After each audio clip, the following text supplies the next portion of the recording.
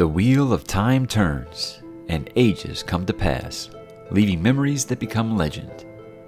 Legend fades to myth, and even myth is long forgotten when the age that gave it birth comes again. In one age, called the third age by some, an age yet to come, an age long past, a wind rose in the mountains of mist. The wind was not the beginning. There are neither beginnings nor ending to the turning of the wheel of time, but it was a beginning.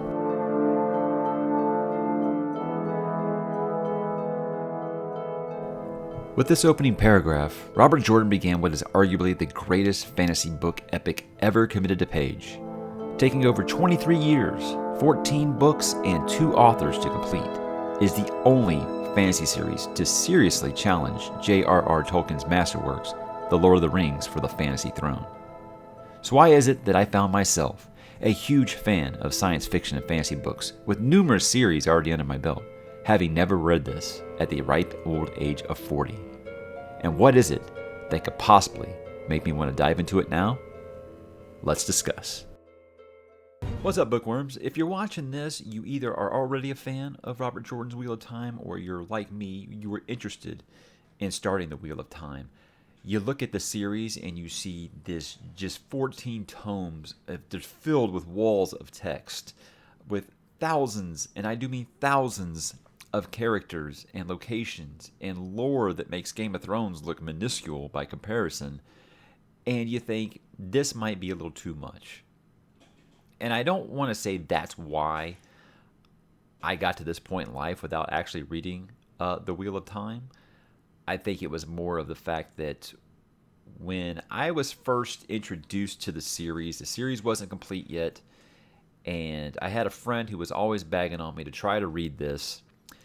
And I tried reading Eye of the World. It was around the year 2000. And I was, 21 back then.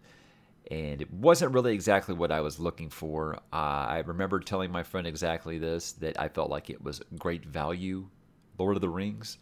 And I didn't get but maybe 150 pages into Eye of the World before it got the good old DNF. Did not finish. And what's funny is the book I picked up after that, A Game of Thrones. So here we are. But over the years, I read so many fantasy series, and the same friend was always bagging on me, quit reading lesser fantasy series and read The Wheel of Time. I read Shannara, I read Sword of Truth, I read The Dark Tower, I read Watership Down, Chronicles of Narnia, Discworld, the Inheritance books, got really into Brandon Sanderson just a few years ago, and his same friend was still like, man, you've got to read The Wheel of Time. It's funny about that, and I won't say funny because, the author did pass away. I had considered starting it around 2007 because I had just finished, I believe it was Joe Abercrombie's The First Law Trilogy. I might have the year wrong. And I thought, okay, I'm looking for a new series. Maybe I'll finally give this Wheel of Time a try. I hear the guy's working on the last book, so I ain't got the excuse of the series isn't complete yet to stop me.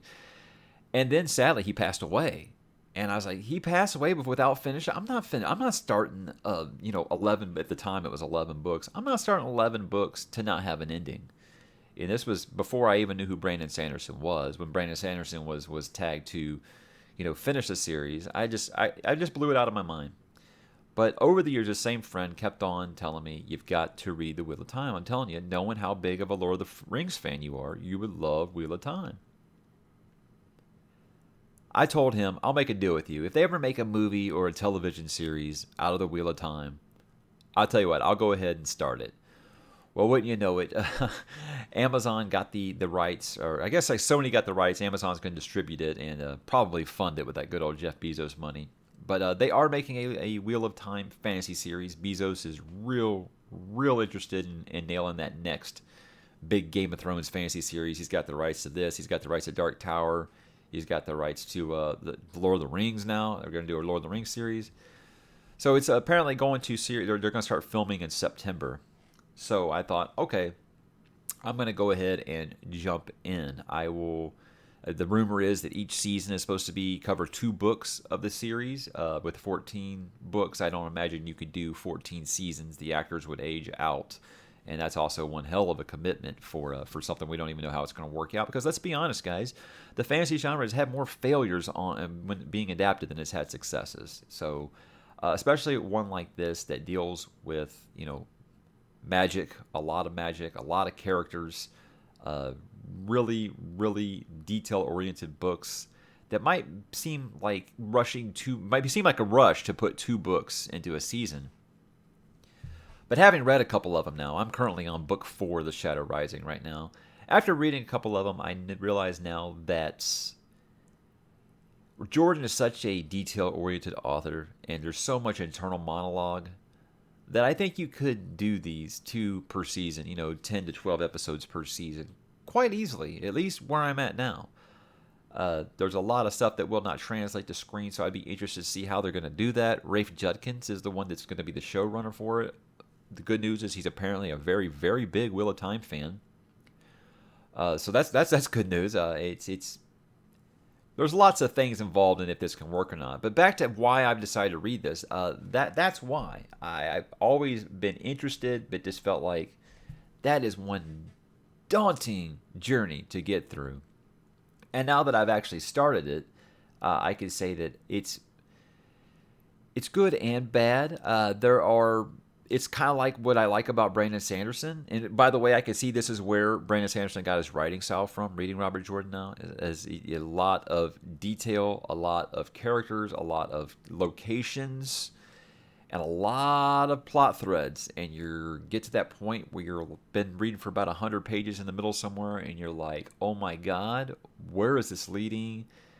I don't know if I'm going to be able to do this. And then you get to that final act, and kapow! Everything makes sense. Everything is amazing. And you'll go from thinking, okay, I'm taking a break after this book. And then that final act is so good, you're like, I got to see what happens next. And that's how, in 1 month time, less than a month, I've read 3.5 of these books. I don't know if I'll keep up that pace. There is every time you talk to a Wheel of Time fan, they've got to tell you that, hey, just let you know, books 7 through 10 are really slow. That seems a bad way to get someone to commit to a 14-book series, 15 if you count the novella. But, here we are. I can handle some slower books. I don't know if I can handle slower books that are, 900 pages, but we're going to find out. I'm not sure I'm going to read all 14 of these in a row. There are lots of other stories I want to read. That seems like just kind of pinning myself down to one series, but who knows? With the way these final acts in these books keep going, I might not be able to stop. Who knows?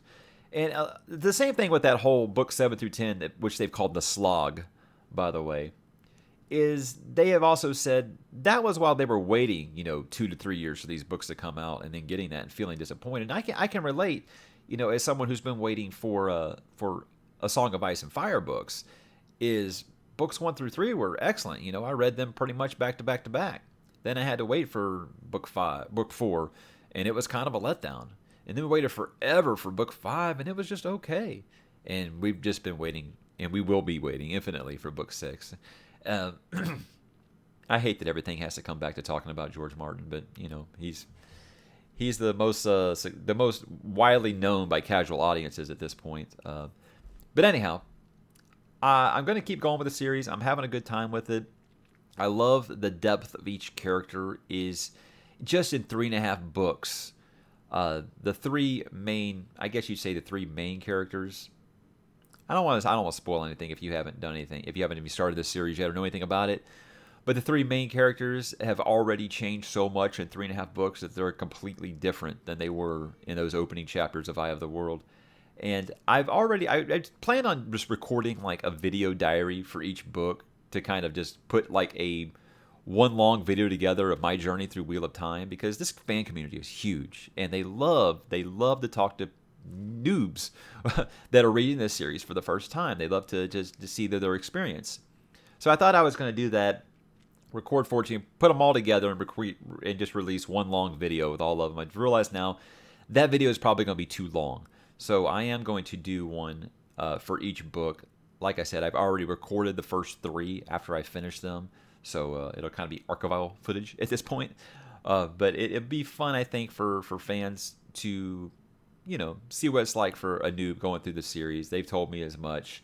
And the excitement and the size of this fan community is just ridiculous. Amazon held a poll about what book to series adaptation are you most excited for coming to Prime Video, and over like 27,000 votes, Wheel of Time beat Lord of the Rings, The Expanse, and Neil Gaiman's Good Omens. I mean, that's not three throwaways there. That's some serious competition. So you may not have heard of the Wheel of Time if you aren't a big fantasy fan, but it's long been debated between fans forever. What was bigger? What's better, The Lord of the Rings or The Wheel of Time? That has always been a debate. Now, we all might have our favorite series outside, but it's hard to debate these two because they've just, you go to a bookstore now. I know a lot of you don't go to bookstores anymore.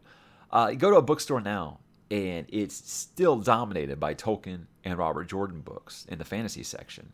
Brandon Sanderson's making a name for himself, but you got to get that legacy first, I think. And the fact that this guy's been dead for 12 years now, and this book series is only going to get more popular with this television series. Whether it succeeds or fails is really, really cool for the man's legacy. And I'm excited to keep going. I have my gripes, which you'll see when you watch the reviews for each book, and those book reviews will be full spoiler, unlike this one. I will be going through many plot points that will spoil the series. So please, read them first before you watch those videos. But I look forward to talking to you guys because of all of the fan bases out there, and a lot of them are, it's a buzz phrase now, but they've become toxic.